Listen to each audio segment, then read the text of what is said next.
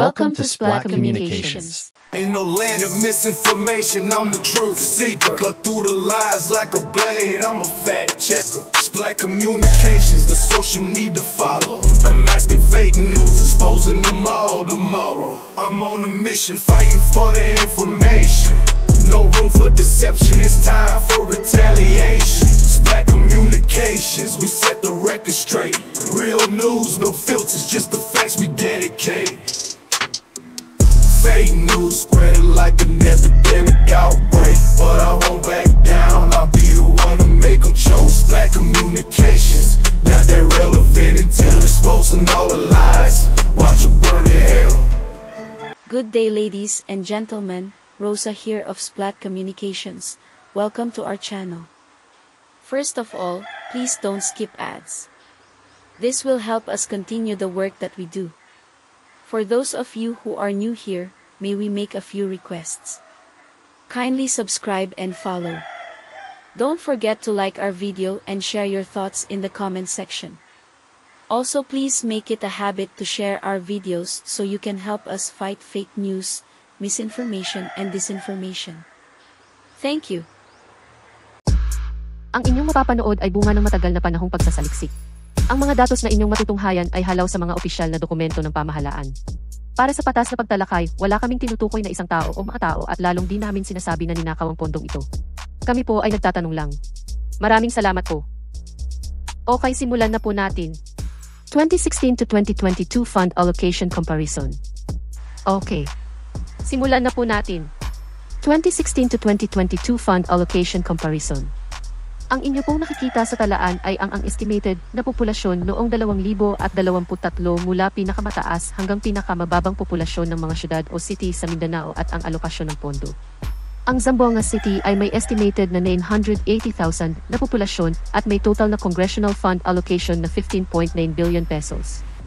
Cagayan de Oro City ay may estimated populasyon na 730,000 at ang nakuha nitong Congressional Fund Allocation ay 17.6 billion pesos.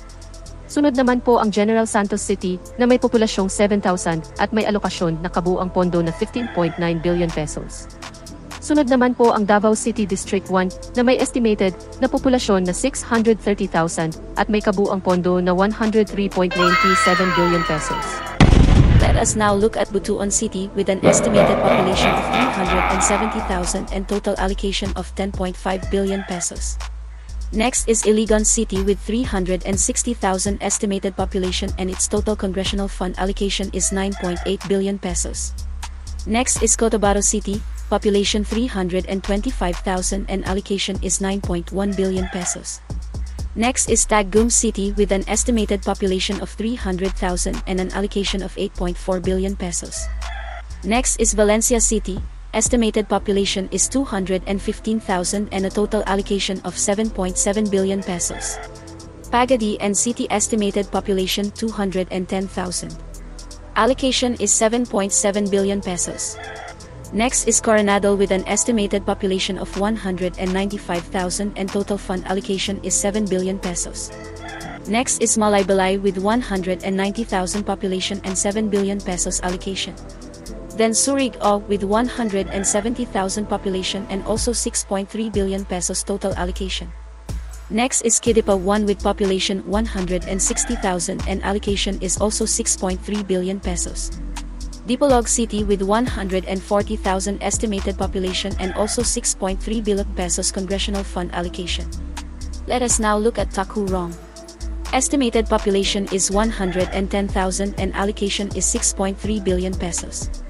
Oroquieta is next with a population of 70,000 and a total allocation of 5.6 billion pesos. Nakita niyo po ba ang inyong bayan o ang syudad na nasasakupan ng inyong probinsya sa Mindanao? Napansin niyo po ba ang alokasyon sa Davao City District 1? Patas o equal po ba? Ano ang nararamdaman mo? Kindly share your thoughts in the comment section. Let us now look at Davao City Congressional Fund allocation per district from 2016 to 2022. Davao City District 1's total allocation is 103.97 billion pesos. If you compare that with Davao City District 2 which also has almost the same number of population at 630,000. Davao City District 2 only got 2.9 billion pesos total allocation from 2016 to 2022.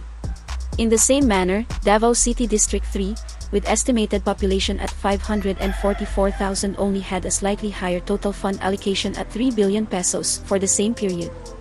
In total, Davao City population is estimated to be at 1.77 million and its total allocation is 109.87 billion pesos from 2016 to 2022. Let us all allow this to sink in for a while. Sa talaan pong ito ay makikita kung magkano ang mga alokasyon sa cities ng Mindanao mula sa pinakamataas na halaga hanggang pinakamababa mula taong 2016 hanggang 2022. Ang total amount po ay makikita na nasa loob ng pulang parisukat or red rectangle. Tunghayan po natin at hanapin ang inyong mga bayan o mga lalawigang nakakasako sa mga syudad na ito. Ano po ang masasabi niyo rito?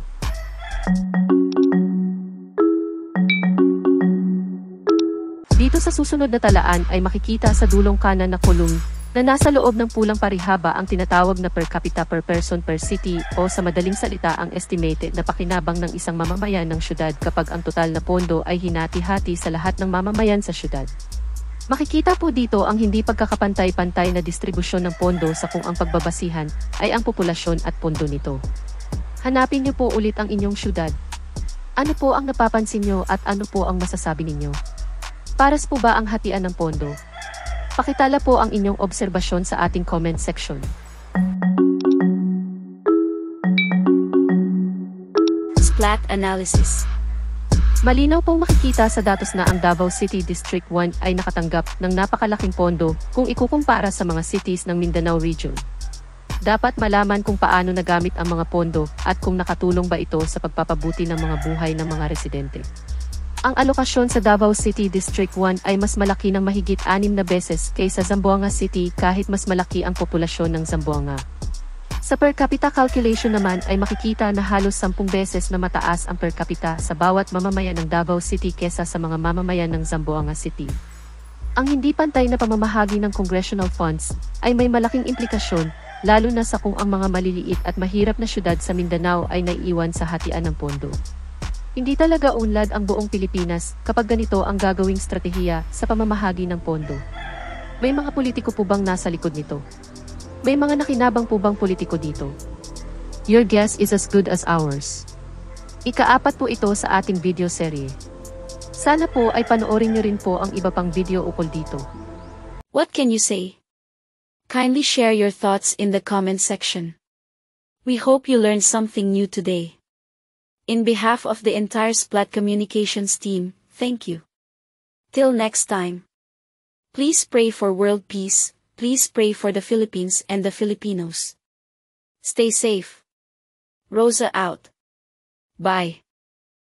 Ain't no land of misinformation, I'm the truth seeker. Cut through the lies like a blade, I'm a fact checker. Splat Communications, the social need to follow. Unmasking fake news, exposing them all tomorrow. I'm on a mission, fighting for the information.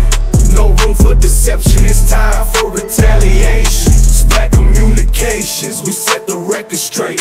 Real news, no filters, just the facts we dedicate.